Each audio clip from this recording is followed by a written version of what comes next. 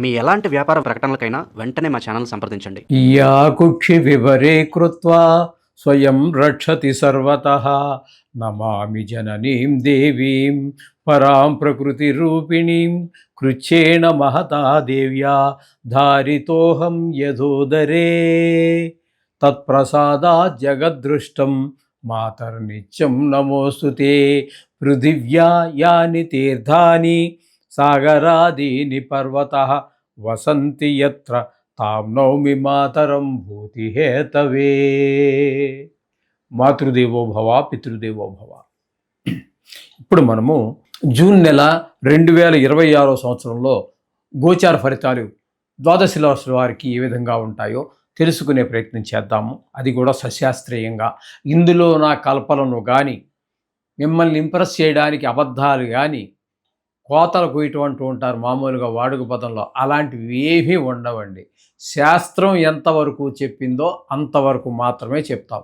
మిమ్మల్ని ఇంప్రెస్ చేయడానికి కానీ, లేదా మిమ్మల్ని బాధ పెట్టేసి భయపెట్టేసి ఏవో జపాలు తపాలు చెయ్యాలి అనేటటువంటి తాపత్రయం కూడా ఏమీ లేదు. శాస్త్రం ఎంతవరకు అంతవరకు మనం చెప్పడం జరుగుతుంది. ఇది కేవలం గోచారం మాత్రమే. దీని ఫలితం ఒక 10 to 15% ఉంటుంది. నిష్ణాతులైన వారు చెప్తే, మామూలుగా ఏదో సగం సగం తెలుసుకుని చెప్తే అది ఎంత పర్సెంటేజ్ ఉంటుందో భగవంతుడికే తెలియాలి. కాబట్టి మిగతాదంతా కూడా వ్యక్తిగత జాతకం మీద ఆధారపడి ఉంటుంది. కాబట్టి మీ దగ్గర మీ తాలూకు date of birth, time of birth, place of birth ఇట్లాంటివన్నీ ఉన్నట్టయితే వ్యక్తిగత జాతకం రాయించుకోండి. అది 100కి 75% జరుగుతుంది. ఇంకా 10%, 15% ఆ భగవంతుడి చేతిలోనే ఉంటుంది. అంచేత దీనికి మీరు ఏదో ప్రిఫరెన్స్ ఇచ్చేయక్కర్లేదు. ఈ యూట్యూబ్లో చూసి చాలామంది ఫోన్ చేస్తున్నారు. చాలామంది గురువుగారు మీరు ఒక్కరేటి చెప్తున్నారు, అందరూనేమో ఏదో నీకు లక్షలు వస్తాయి, కోట్లు వస్తాయి. ఏమీ రావు నాయన, నీకు కోటి రాదు, లక్ష కూడా రాదు. అంచేత అటువంటివేమి నువ్వు భ్రమలు పెట్టుకోవద్దు. నీ శ్రమను నువ్వు నమ్ముకో, దేవుణ్ణి నమ్ముకో, నీ శ్రమను నమ్ముకో, నిన్ను నువ్వు నమ్ముకో. ఇది నేను చెప్పదలుచుకున్నది. అంటే గోచారం ఏంటంటే, ఈ గ్రహాలు ఏంటంటే మనకి రాబోయేదాన్ని సూచిస్తుంది. అది ఎప్పుడు నాకు పూర్తిగా తెలిస్తే మీకు నేను సూచించగలను. నాకే ఏమీ తెలియకపోతే నేనేం చెప్పాలి? ఏదో కథ చెప్పాలి.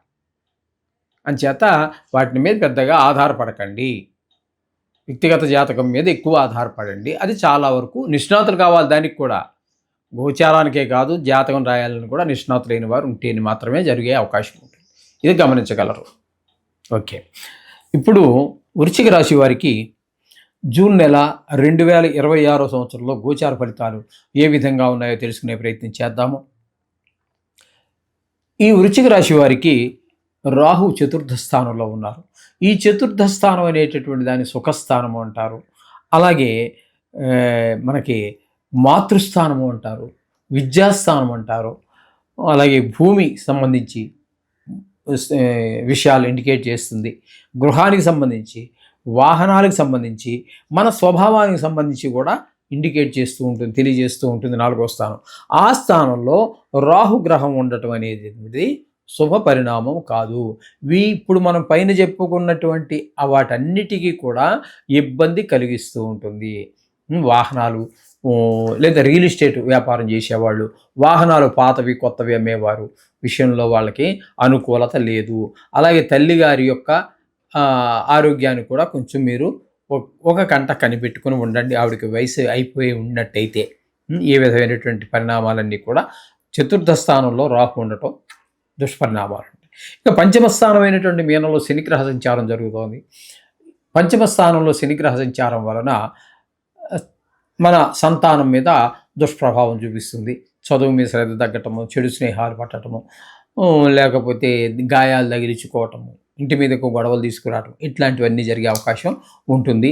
దేవుడి మీద కూడా భక్తి ఎక్కువ మళ్ళదు. కారణం ఏంటంటే దీన్ని పూర్వపుణ్యం అంటూ ఉంటారు. ఆ పూర్వపుణ్యం వల్లే జాతక రీత్యా శని భగవానుడు, అంటే ఇప్పుడు మనం చెప్పుకునేది గోచారం, కానీ జాతక రీత్యా కనుక పంచమంలో శని ఉన్నట్టయితే కూడా అది కూడా సంతానం విషయంలో కొన్ని ఇబ్బందులు ఉంటూ ఉంటాయి, మంచి స్వభావం ఉండకపోవచ్చు. అంతే, అందులో కొన్ని మినహాయింపులు ఉంటాయిలెండి. అదంతా పెద్ద శాస్త్రం అది. అది ఆయనకు ఉచ్చస్థానం అవ్వటం గానీ, లేదా స్వస్థానం అవ్వటం గానీ ఏంటంటే ఫలితాలు మళ్ళీ మారుతూ ఉంటాయి. వాటి మీద గ్రహాల యొక్క దృష్టి కూడా ఉంటుందండి. అది పెద్ద సముద్రం అది. ఇప్పుడు మనం గోచారం చెప్పుకుంటున్నాం కాబట్టి పంచమ స్థానంలో శని ఉండటం అనేది శుభ పరిణామం కాదు. అలాగే రాహువు మంచిది కాదు. శని మంచిది కాదు. ఏమండి, ఇక 6వ స్థానం 7వ స్థానాలలో కుజుని యొక్క సంచారం జరుగుతోందండి. 6వ స్థానంలో కుజుడు 20 రోజుల పాటు ఉంటున్నారు. ఇక్కడ 6వ స్థానంలో ఉన్నప్పుడు మాత్రం ఆరోగ్యాన్ని ఇస్తాడు, అప్పులుంటే తీర్చేస్తాడు, కొత్త అప్పు కావాలంటే పుట్టిస్తాడు. ఈ విధంగా మనకి ఎప్పటి వరకు శత్రువులుగా ఉన్న వాళ్ళు కూడా మిత్రులుగా మారతారు. చాలా మంచి చేస్తాడు కుజుడు ఈ 20 రోజులు. తదుపరి 10 రోజులు మళ్ళీ 7వ స్థానంలోకి వచ్చాడు. ఇక్కడికి వచ్చాక అదే కుజుడు యొక్క బుద్ధి ఎలా మారిపోతుందో చూడండి. రాశి మారేసరికి భార్యాభర్తల మధ్యన విభేదాలు, అలాగే జాయింట్ వ్యాపారస్తుల మధ్యన అభిప్రాయ భేదాలు, తద్వారా ఆ చేసేటటువంటి ఆ వ్యాపారం ఏదైతే ఉందో అది ముందుకు వెళ్ళకపోవటము, ఇవన్నీ జరుగుతూ ఉంటాయి. అలాగే 7వ స్థానంలో రవి ఉన్నాడు. ఈ 7వ స్థానంలో రవి ఉండటం కూడా భార్యాభర్తల మధ్యన, ఈ యొక్క జాయింట్ వ్యాపారస్తుల మధ్యన మంచిది కాదు. ఇది మనం జాతకరీత్యా అయితే వేరే చెప్పుకుంటాం అనుకోండి, దీన్ని గంధర్వ శాపాలుగా కూడా చెప్తూ ఉంటారు. ఆ విధంగా రవి ఇక్కడ 7వ స్థానంలో ఉండటం మంచిది కాదు. ఓకే, ఇక 8వ స్థానంలో గురువు ఒక్కరోజు ఉన్నారు. ఆ ఒక్క రోజులో ఆయన దాన్ని పక్కన పెడదాం కాసేపు. మిగతా 29 రోజులు కూడా ఏమండి భాగ్యస్థానంలోకి వచ్చారు. ఈ భాగ్యస్థానంలో గురువు ఉండటం అనేది నిజంగానే భాగ్యం. వివాహితులకి వివాహం అయినట్టయితే అన్యోన్యత పెరుగుతుంది. అవివాహితులైనట్టయితే వివాహం కుదరటం కానీ, వివాహం జరిగిపోవటం కానీ జరిగే అవకాశం ఉంటుంది. అలాగే గుళ్ళు, గోపురాలు, దైవభక్తి ఇత్యాదులన్నీ పెరుగుతూ ఉంటాయి. ఈ విధమైన ఫలితాలన్నీ కూడా మనకి గురువు మంచి అనుకూలమైనటువంటి ఫలితాలు ఇస్తాడు. ఏమండి, కాబట్టి ఇది కూడా బాగుంది. ఇకపోతే ఈ 8వ స్థానంలో శుక్రుడు 8 రోజుల పాటు 8వ స్థానంలో ఉన్నారు. తదుపరి శుక్రుడు 9వ స్థానంలో 22 రోజుల పాటు ఉన్నారు. శుక్రుడు 8లోనూ 9లోనూ కూడా శుభ ఫలితాలు ఇస్తూ ఉన్నారు. చేత ఈ శుక్రుడి యొక్క అనుగ్రహం కూడా పూర్తిగా ఉన్నది ఈ రాశి వారికి. అలాగే అందుచేత ఇక్కడ మీరు సినిమా ఫీల్డ్లో ఉన్నవారికి, లేదా ఈ టీవీ రంగంలో ఉన్నవారికి, లలిత కళల్ని వృత్తిగా చేసుకుని బతికేటటువంటి వారికి చాలా శుభ పరిణామాలన్నీ కూడా కలగదుకుంటాయి. అలాగే షేర్ మార్కెట్లో పెట్టుబడి పెట్టేవారికి కూడా చాలా అనుకూలమైన కాలంగానే మనం చెప్పుకోవచ్చు శుక్రుని యొక్క ఇది. ఇక బుధుడిని కనుక తీసుకున్నట్టయితే బుధుడు 8వ స్థానంలో 22 రోజుల పాటు ఉన్నారు. ఆ 28 రోజుల పాటు 8వ స్థానంలో బుధుని యొక్క సంచారం మాత్రం మంచి బాగుంటుంది.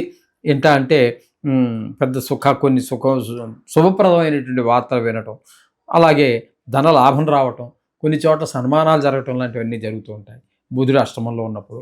తదుపరి భాగ్యంలోకి వస్తున్నారు ఆయన. ఆ భాగ్యంలోకి వచ్చి ఒక 8 రోజులు ఉన్నారు. భాగ్యంలో మాత్రం ఆయన అనుకూలమైన ఫలితాలు ఇవ్వజాలడు. ఈ విధంగా పాక్షికంగా బుధుడు కూడా అనుకూలమైన పరిస్థితే. ఈ విధమైనటువంటి పరిస్థితి అంతా మనకి కనిపిస్తూ ఉన్నదండి. ఇక్కడ కేతువును కనుక మనం తీసుకున్నట్టయితే 10వ స్థానంలో కేతువు వృత్తిపరమైనటువంటి ఇబ్బందులు కలిగిస్తాడు. వ్యాపారం ముందుకు వెళ్ళకపోవడం, జరగకపోవటం, లేకపోతే గవర్నమెంట్ జాబ్ అయినా కూడా అక్కడ బాస్ మిమ్మల్ని సరిగా కొంచెం చికాకు పడడం, లేకపోతే శ్రమకి తగినటువంటి ఫలితం రాకపోవటం ఇత్యాదులన్నీ కూడా 10వ స్థానంలో కేతుగ్రహ సంచారం వల్ల జరుగుతూ ఉంటాయి. కాబట్టి వీరికి నిజం చెప్పాలన్నట్టయితే రాహువు బాగలేడు, శని బాగలేడు, అలాగే గురువు బాగున్నాడు. గురువు శుక్రులు ఇద్దరు అనుకూలంగా ఉన్నారండి. ఇక మిగతా ఈ గ్రహాల్లో బుధుడు కూడా పాక్షికంగా, అంటే 2.5 గ్రహాలు మాత్రం అనుకూలంగా ఉన్నాయి. మిగతా గ్రహాలు కొంచెం ప్రతికూలంగానే ఉంటాయి. గోచారంలో ఎక్కువ గ్రహాలు ప్రతికూలంగానే ఉంటాయి. కాబట్టి దీని గురించి ఎవరు కంగారు పడక్కర్లేదు. దీని గురించి ఏదో గొప్ప విషయం కనిపెట్టేశాం అని చెప్పేసి మీరు ఏదో ఆశ్చర్యపడిపోయి అదేదో కామెంట్లో ఏదేదో రాయకూడని రాతలు, అసభ్య పదజాలాలు ఏంటో రాస్తున్నారు చాలామంది. అంటే నా విషయంలో కాదు, వేరే వాళ్ళకి రాసినప్పుడు చదువుతూ ఉంటాను నేను ఖాళీగా ఉన్నప్పుడు. అంచేత అటువంటి పనులు చేయకండి. మీకు పూర్తిగా తెలీదు. మీరు తెలుసుకోవాలనే ఉద్దేశంతోటే కదా! నేను కాకపోతే మరొకరు, మరొకరు కాకపోతే మరొకరు. ఏదో జోసియుడు చెప్పాడు. మీకు తెలీదు కాబట్టి తెలుసుకోవాలని చదివారు. అది తెలుసుకోండి. ఒకవేళ మీకు నచ్చలేదు వదిలేయండి. అలాగా తప్పుడమ్మా. అలా తప్పుడు మాటలు అవి రావటం అనేటటువంటిది మీకు ఒకరిని ఎవరినైనా సరే ద్వేషిస్తేనే లేతే దూషిస్తేనో మీకు ఆ పాపం అందులో జ్యోతిష్యుడు అంటే మామూలు వాడు కాదు. జ్యోతిష్యం అనేది వేదాంగం. వేదం చదువుకున్న వాడితో సమానం. కాబట్టి ఏ జ్యోతిష్యుడైనా దూషిస్తే మీరు నరకాలకి ఎన్ని నరకాలు ఉన్నాయో, నరకాల్లో కూడా చాలా ఉన్నాయి. నరకం అనేది ఒకటే పదం అన్నిటికి కలిపి గుండుగొత్తగా లోపలికి వెళ్ళే చాలా రకాలు ఉన్నాయి. అవన్నీ కూడా అనుభవిస్తారమ్మా. ఎవరిని అసభ్య పదజాలంతో ద్వేషించడం కానీ, దూషించడం కానీ చేయకూడదు. వీళ్ళు కూడా వేద పండితులతో సమానం. దైవజ్ఞులు వాళ్ళు. ఇక వేదం చదివిన వాడిని ఎవరు దైవజ్ఞుడు అనరు. ఈ పంచాంగాల్ని పంచాంగం రాసేవారిని, సిద్ధాంతుల్ని, ఈ జ్యోతిష్యుల్ని దైవజ్ఞుడని కూడా అంటారు. అందుచేత తప్పుడు పనులు, తప్పుడు మాటలు మాట్లాడకూడదు. జాగ్రత్తగా ఉండండి. శుభం భూయాత్.